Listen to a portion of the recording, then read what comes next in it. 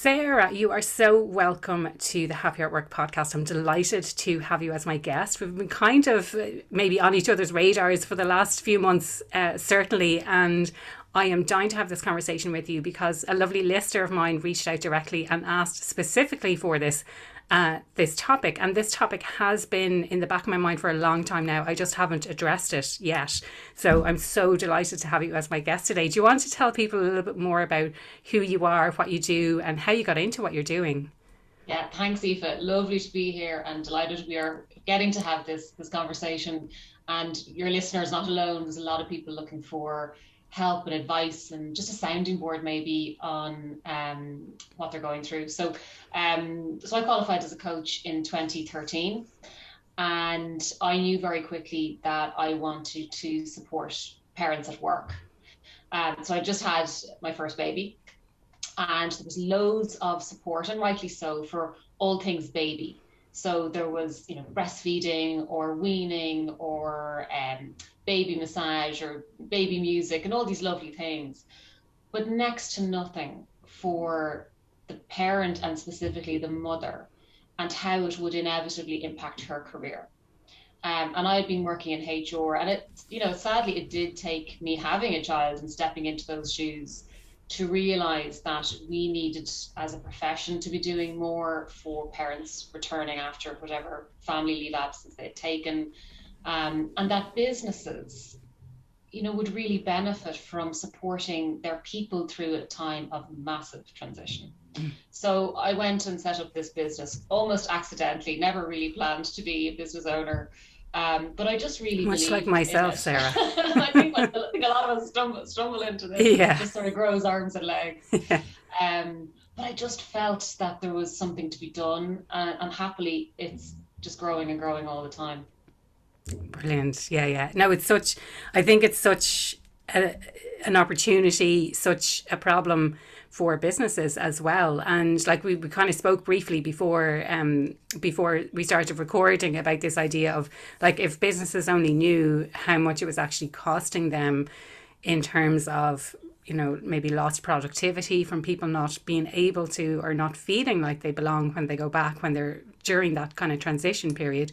But also that it's not just about women returning after a period of time or maternity specific, I suppose is where I'm going with that, because I don't have kids myself, but I have had periods of time where I've been not working for kind of over a year at one point, and then returning into the workplace without really thinking twice about it, just thinking, just get on with it, without really thinking now I need to get back into the routine of actually working and delivering to expectations and delivering objectives, all of that kind of stuff that you sort of forget, and the technology, of course, as well. Like, it was around the time that instant messenger had just come about, and I was like, wow, instant messenger, isn't this amazing new technological advancement, So yeah, I suppose like the undertone of this entire conversation is it's not just about women returning to work. It could be men, it could be people returning from illness, it could be any sort of period of absence from work. And it doesn't have to be a year, it can be 5 years or 6 years, it could be 8 years or 10 years. Like, I think there's a huge opportunity. And in one of the previous episodes, actually, we talked about this, excuse me, the untapped, what did we call it? It was basically an untapped talent pool, essentially, of people who are currently not working, who have amazing, fantastic skills, but don't maybe they sell themselves short slightly, or they don't see that there's opportunities for them to get back into work, or they don't have the confidence to go back into work, So like so much that we could talk about on this topic. Yeah, and you're right. The labeling is in what I do is maternity, paternity, but it's just people taking absence from work and helping them with that transition back. And that, as you say, could be a sick leave, it could be a sabbatical, it could be, somebody who took a few years out for caring responsibilities, be that elder care. So as you say, there's just a huge opportunity for businesses to realize that staff need support when there's transition. And it can be some really simple things. It doesn't have to be overly complex. It doesn't have to be high budget. but it's the messaging to people that we value you, we care, we're hearing you. It's maybe not one size fits all, it's a specific conversation. But there's just so much that can be done. And one of the reasons why I wanted to talk to Aoife today was to share that it's not all doom and gloom, for mums returning to work. There's loads and loads of people that are finding their rhythm again and really enjoying it and thriving. I do think we do, it's easier to share the horror stories sometimes. But there's a balance again. That's it. And I would love to hear more about those kind of positive stories. But maybe let's have a look, first of all, at what some of the problems are that face organisations. And like I said, I mean, my background is in research and data. I love stats, I love numbers. And I don't know if something exists to say this is the impact of lost productivity, or for people, for managers, for businesses that handled those transitions poorly, and I know certainly, like, from my own personal experience, and feeling a little bit emotional now, but when I did return to work after, I think it was like a year and 3 or 4 months, and I had spent that time traveling, and I came back to the workplace, didn't really consider what that impact was of me not being working for a year and a half. I kind of factored in I had all of this fantastic global experience that should be valued in the organisation, but actually the transition was probably harder than I gave myself credit for, and it was more about the transition than my own performance. But my own performance was being called into question, which then made me doubt my own abilities, which was kind of almost like a spiral. And that was really, really tough for me, because I've always been the kind of person who wants to do really, really well at work, and having that type of feedback coming back to me, but without the context, without understanding what was going on, I think that was really tough. And I'm sure it's similar, if not worse, for people who are coming back from maternity leave when they've had this massive life transition, or for people who are returning after years and years of being out of the workplace. DCU did some research a few years back, so that might be one for you to take a look at. Brilliant, I'll check that out. And they did, what impacted women's returns. It was a very specific sort of set of questions, but really powerful research. And I'm sure they've actually probably expanded on it since then. And now that you're saying that, because I did my master's at DCU, and I'm wondering, I think I probably didn't make the connection at the time, or I wasn't really that interested because I didn't have kids myself, but that might have been actually 2 of my lecturers, so I can reach out to them and just kind of get some proper research around that.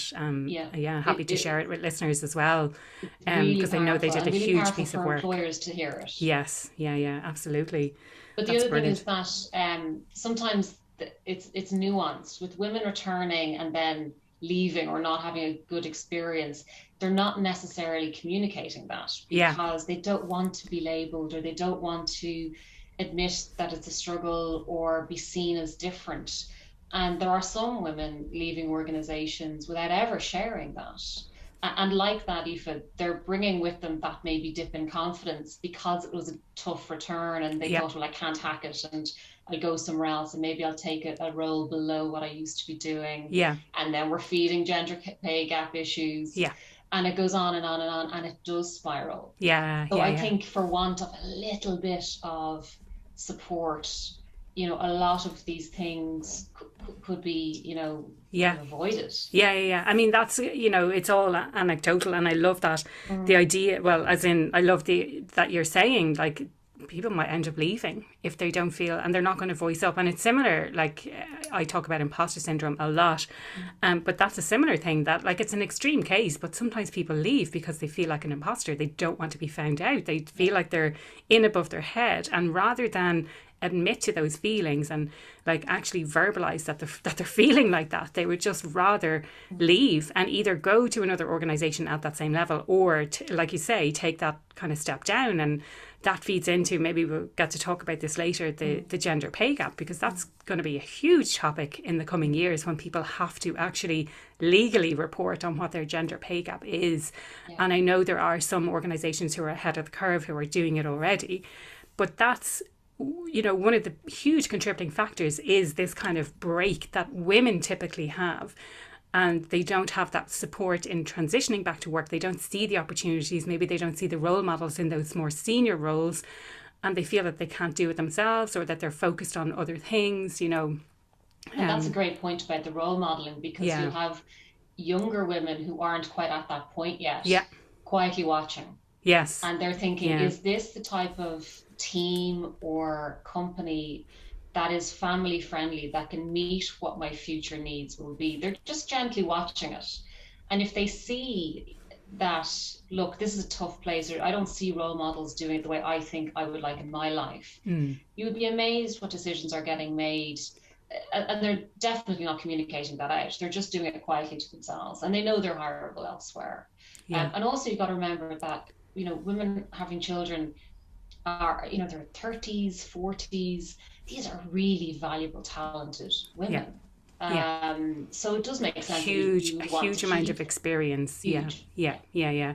And interestingly, and this is kind of a slight aside, but I did post on LinkedIn yesterday about any research that has been conducted in Ireland on the impact specifically of the pandemic in Ireland in relation to the Great Resignation, in relation to kind of like, really, I didn't explicitly say this in the post, but women at work, because of the research that's been done by McKinsey and someone else together. They came together and they did some research and found that in the United States, 25% of women were looking to leave during the pandemic because the pressures of homeschooling, of caring responsibilities, all of this kind of stuff, and it impacted on women way more than it impacted on men.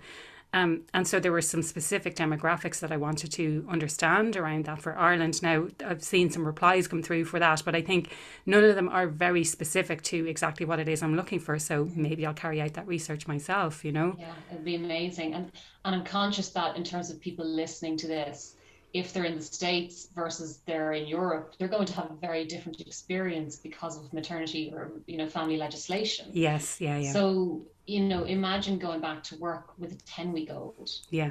You know, in a pandemic. Yeah. I'm amazed that the numbers are low in the sense of people who would want to do something else. It sounds appalling. Yeah. And I, you know, we're very privileged in Ireland, you know, where we are, about that there are protective laws for parents wanting to take leave, and that those laws are trying to be more inclusive of the other parent in the mix, you know, not just the mum giving birth, that those laws are extending to the partners, the dads, however way you've made your family. So I'm conscious that people's lenses are very different depending on in the world where they are. Yeah. And interestingly, I was working with a German client, and one of the pieces there was culturally, they can take up to 3 years. Okay, yeah. I think it's similar in Scandinavia. I have an idea that it's, It extends it out. There's options to extend. And the pressure for her was, what if I don't want to? What if I want to? Oh, what if I don't want to take the full 3 years? Yeah, because culturally, it's, well, that's what you do. Yeah. But actually, specifically for each person, they're going to react differently. And for her, her professional identity was a huge part of her life. Yeah.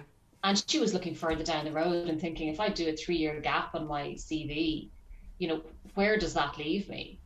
So it's funny because, you know, you think these laws are great and this is amazing, but it comes down to choice. Yeah. You know, let parents make choices that are, you know, in line with what they're trying to build in their lives. That it's not a one size fits all. Yeah.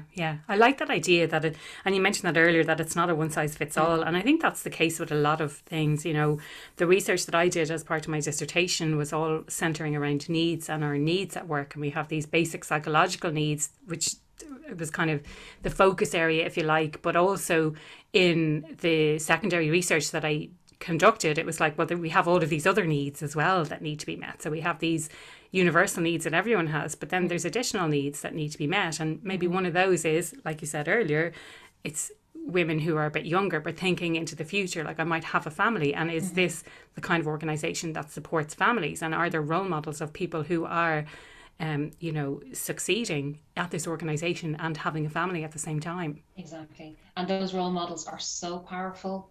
You know, policy is one thing, but when you see it being lived, and you see senior people at all levels in all types of areas within the business are firstly there, you know, in terms of gender balance, but also taking, you know, an extended paternity leave or, there's dads doing, job shares or part-time or whatever it might be, that they're living what they say they do in policy. Yeah. It's phenomenally attractive to potential candidates. Yeah, absolutely. And this is, kind of going back to the point that you made earlier, is how will you attract and retain, that cohort of people who want to have families? And let's not just focus on women, it's men as well. And if you're providing those opportunities, that's brilliant.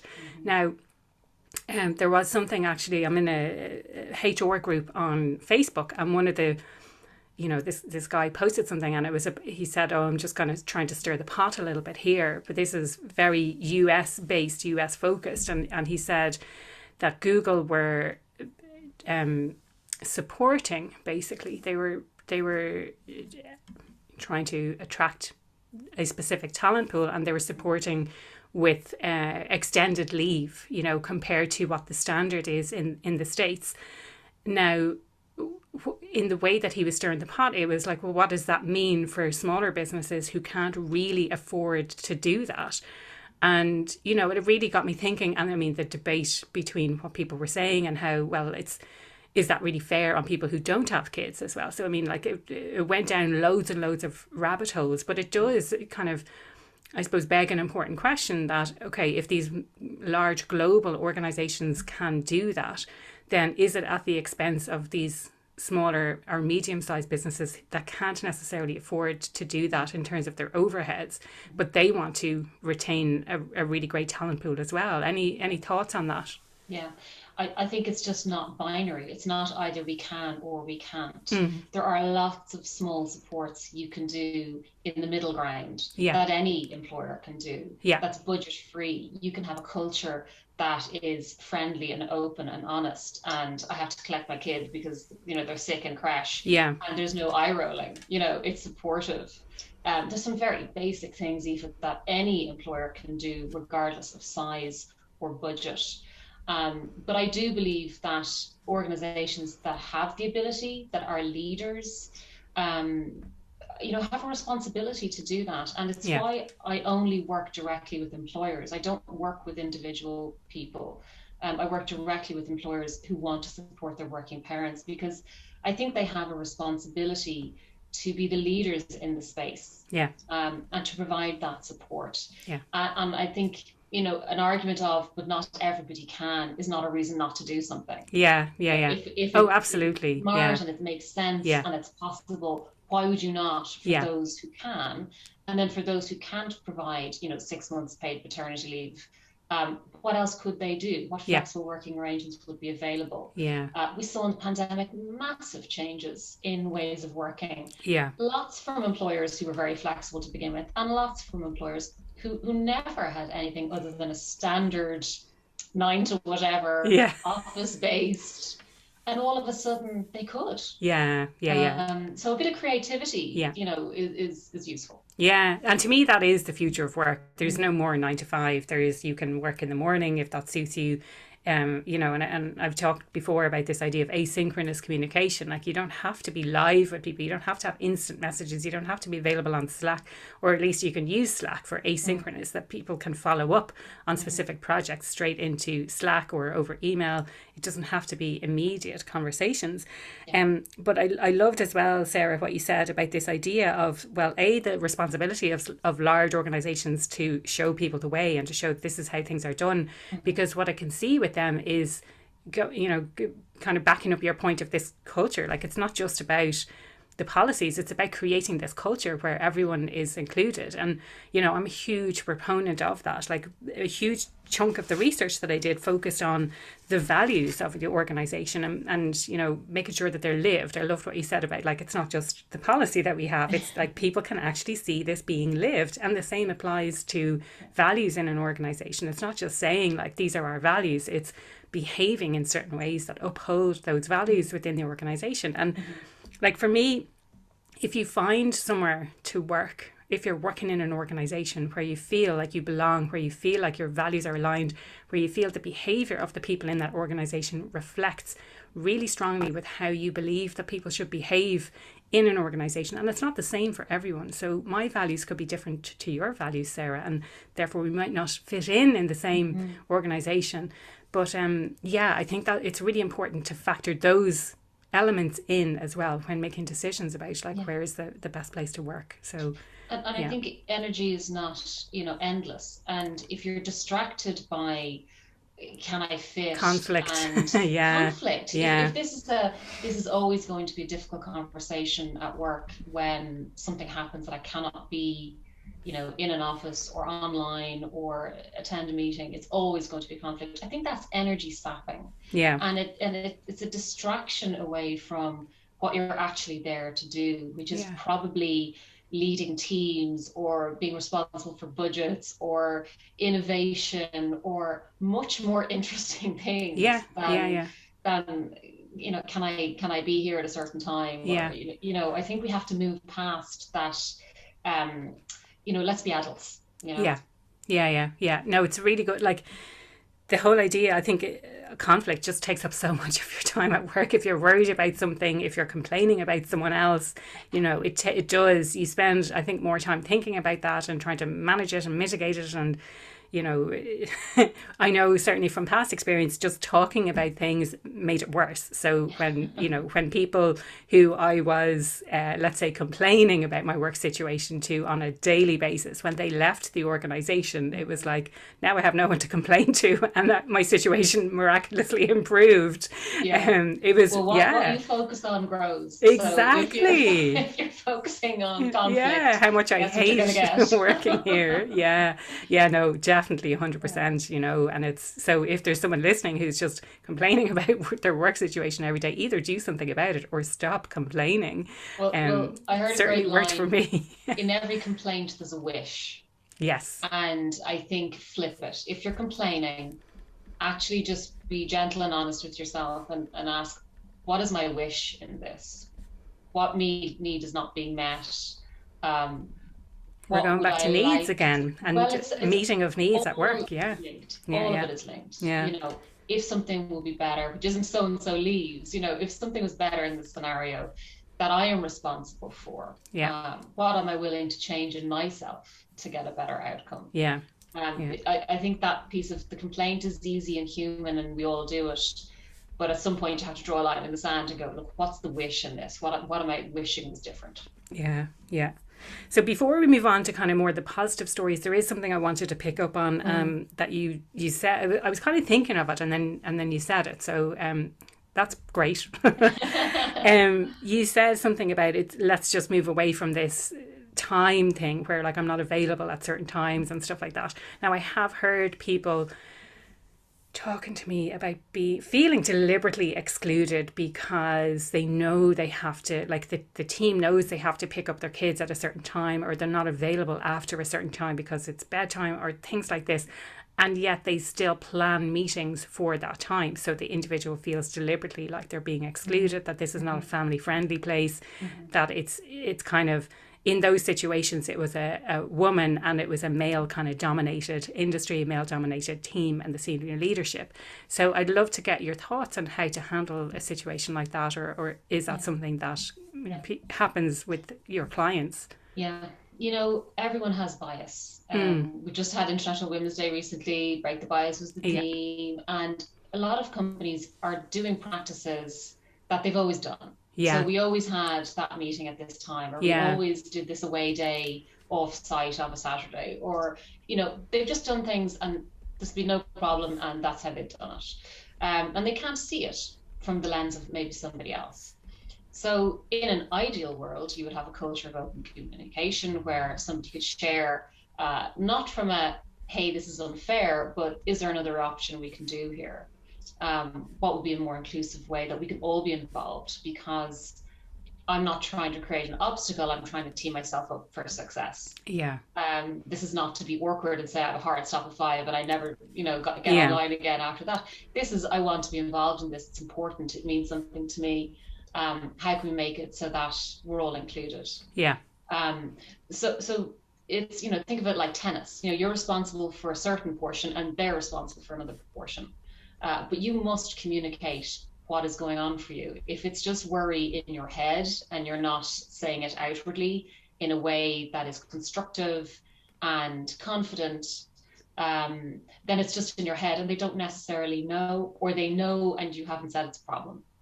Yeah. And I think You've got to communicate it. This goes back to one of the earlier points that you made about that communication and actually letting people know that you're struggling, or letting people know that things are not going as smoothly as you had anticipated. But then extending that to this, but hopefully you're in that safe environment where you can have that open communication, where it is okay to actually speak up. And for me, this is, it's, I've spoken about psychological safety multiple times on the podcast. There's different perspectives on this. I still believe that that comes from the top. You have to manage psychological safety from the top of the organization, that the leaders are creating an environment where it's okay for people to speak up, even if they don't agree with what's being said, that it's okay to actually say, I'm struggling. It's okay to say that's not work, that's not, that time doesn't suit me for that meeting. I know we've always done it at that time, but actually, I loved what you said, like tee myself up for success. I want you to enable me to be successful. I want you to empower me to be successful. Yeah, yeah. And that's what it's about. And you're right, it has to come from the top and filter it out. Yeah. But again, it's not just what we say, it's what we do. Yes. So if our values are, we are an inclusive, family-friendly workforce, but we have meetings at 8 a.m. or 6 p.m., then you have to make sure things are in alignment. Yeah.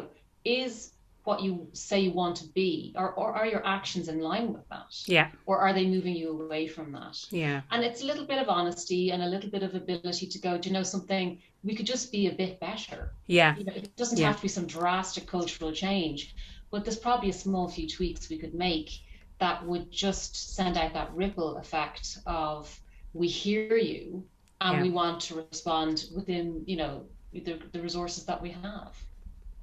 Yeah, I love that. The listening part, like listening for what people actually want, I think is really important. And especially as we're transitioning to this new way of working, the future of work is already here in my mind, if we're working hybrid, if we're working remote. A lot of organizations that I've worked with have been looking outside of themselves to see, well, what are other people doing and what can we learn from other people? That's not what it's about. It's about listening to the people in your own organization and meeting their needs and figuring out what they want. And again, this has come up on the podcast before, but you're not going to please everybody.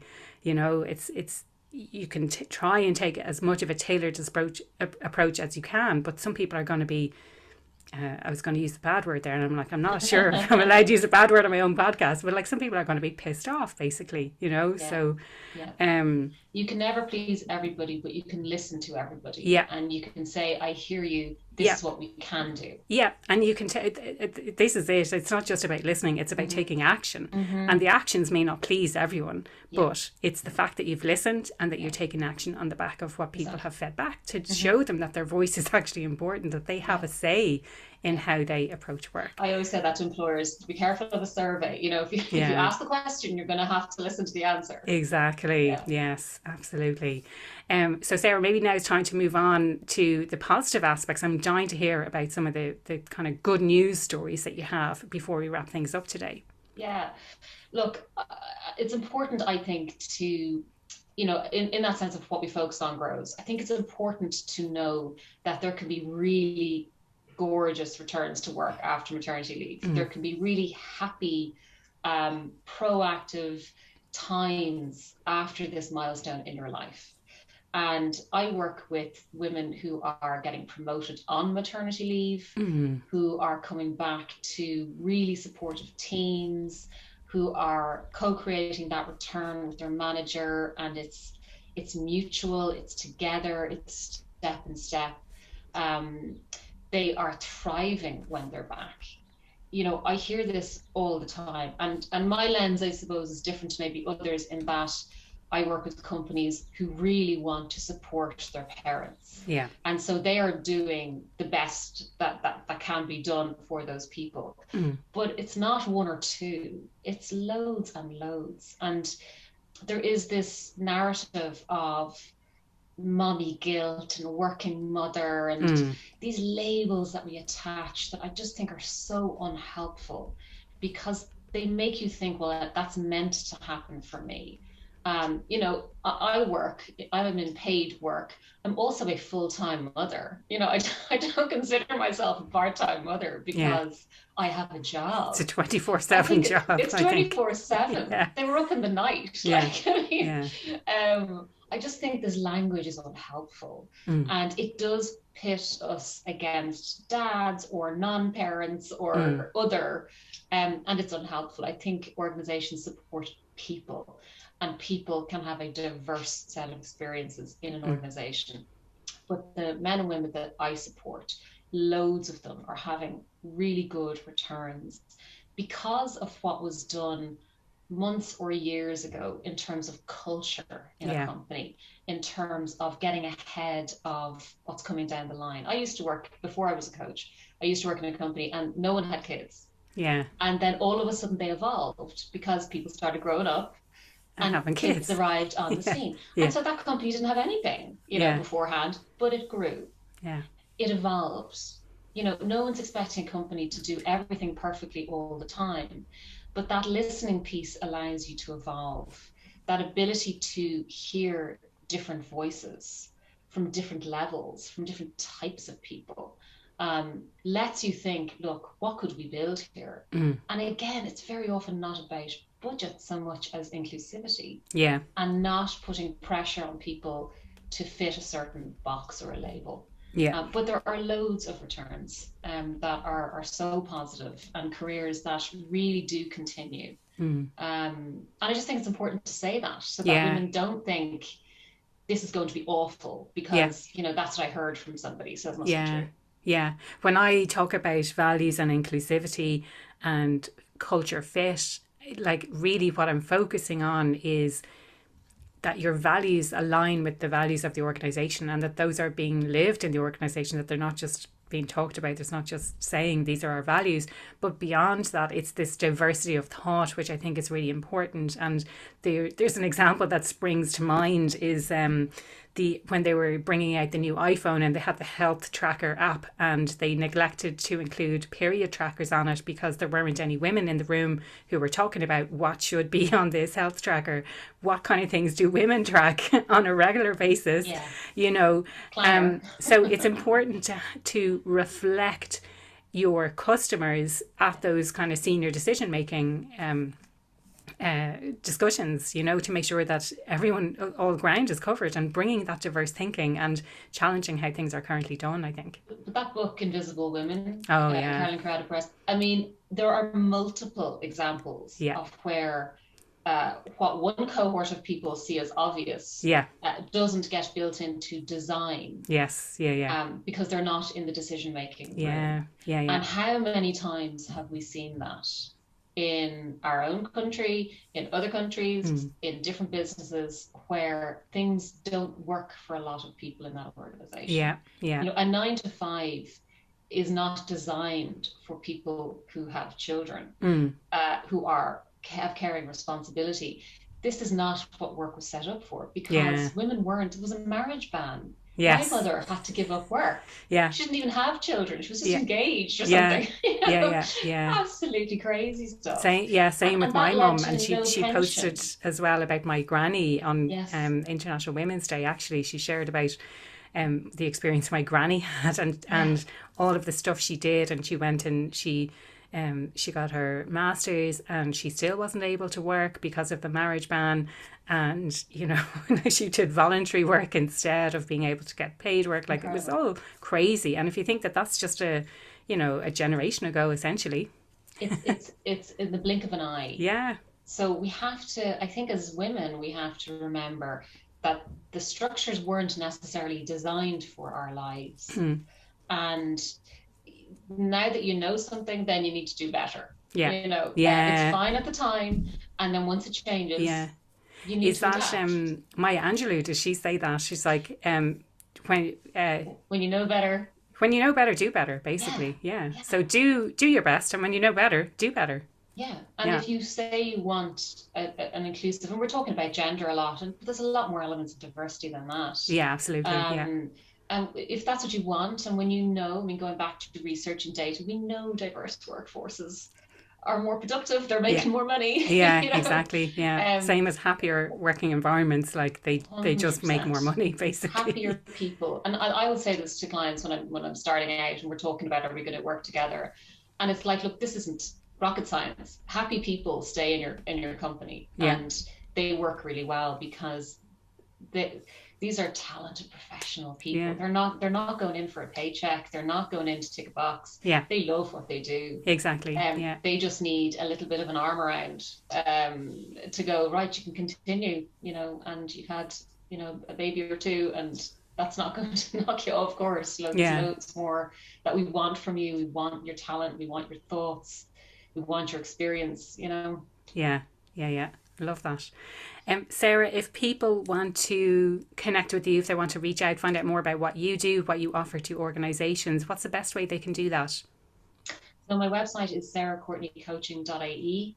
I've recently joined Instagram. I'm absolutely appalling on it, but I would love to hear from people on Instagram. I don't even know my handle. I think it's Sarah Courtney Coaching. I'm a big fan of Instagram now. Whether or not it's business wise it's good, it's kind of more of behind the scenes for me. I have to admit that it's not, you know, I want to help to educate people on the fact that there are these other opportunities. I think from an individual perspective, sometimes people are afraid to jump ship from an organisation where they're not happy because they think they won't find the level of flexibility that they currently have, or that they won't find the same colleagues, or, you know, there's all of these other things going on. But for me, it's about educating, like how to be happier where you are, or how to understand more about yourself and find something that really, really, really suits you.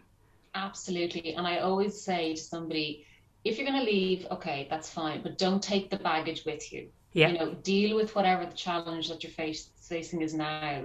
So if at a point in time you decide to go elsewhere, you're at the best version of yourself in the next place. You're not taking that imposter syndrome with you. You're not taking that I couldn't hack it with you. Yeah. You know, chances are you're not an island and lots of other people were in the mix here. Yeah, exactly. And it's not all on you to fix. Yeah. The other way people can reach me obviously is LinkedIn. I'm probably most active on LinkedIn. But Sarah Courtney, you'll find me. I come up fairly high on the Google searches because it's such a specific thing that I do. So. Yes, absolutely. Yeah. And Sarah, the question I ask everyone who comes on the podcast, what makes you happier at work? So when I started this Aoife, I imagined what I wanted it to be. Yeah. And that for me was work that had meaning, that I felt I was good at, that I could financially support my family, and I'd have quality time with them. And that for me, and I've done that. That's what I have. Yeah. The other piece I'd say is more specific. Yeah. And that's, I now build in space in my working life, in my whole life. So I don't go boom, boom, boom, meeting. I used to go work a 5 morning HR job, which in theory was priceless. I mean, it was the best thing ever. But I finished at 1 and my school pickup was at 1:30. And I think it took me 29 minutes. Yeah. So it was no felt lunch. Really back to back. Yeah.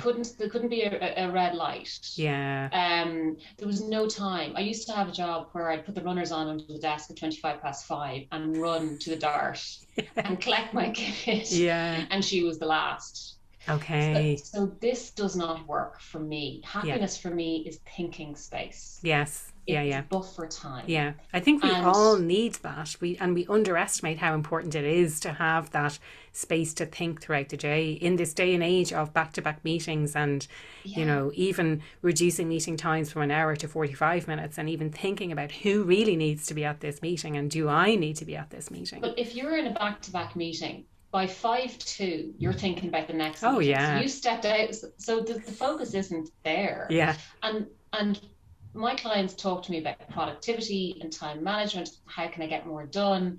And I'm like, are you doing the basics? Yeah. do you take a lunch break? Yeah. Are you drinking some water? Yeah. Do you stretch in the day? Like, are you doing anything to just not be on a hamster wheel? Because we think we're being efficient like that, but actually your brain is just burning out. It's like a battery on your laptop running down. It does not perform like that. Yeah. So happiness for me is definitely about being really disciplined with, like after this podcast recording, I'm walking my dog in the beautiful weather, and then I'm back on with my client at 12. Yeah. That's my day. Yeah. And that's because that lets me show up as my best self. Yeah. And I think at work or at home.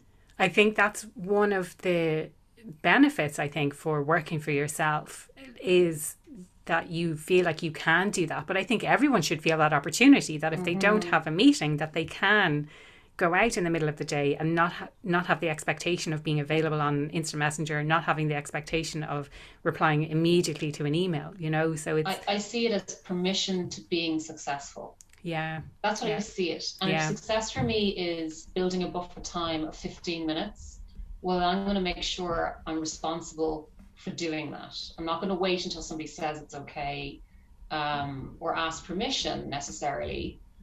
You know, I'm going to show up as my professional self, hitting my targets, doing whatever it is I'm meant to be doing in a way that is supportive of me being able to do that. Yeah. And chances are it's not sitting and staring at a screen for 8 hours. Yeah, exactly. Yeah. Like even stepping away from the laptop to, you know, put a pen and paper and actually write down your thoughts about like what's going on, what's coming up for me. Yeah. Exactly. We kind of digressed slightly, I know. but really interesting all the same. Thank you so much for your time today, Sarah. I really, really enjoyed this conversation, and it's definitely been long overdue, and I was delighted to have it with you. So thank you. Thank you so much, Aoife. It was an absolute pleasure.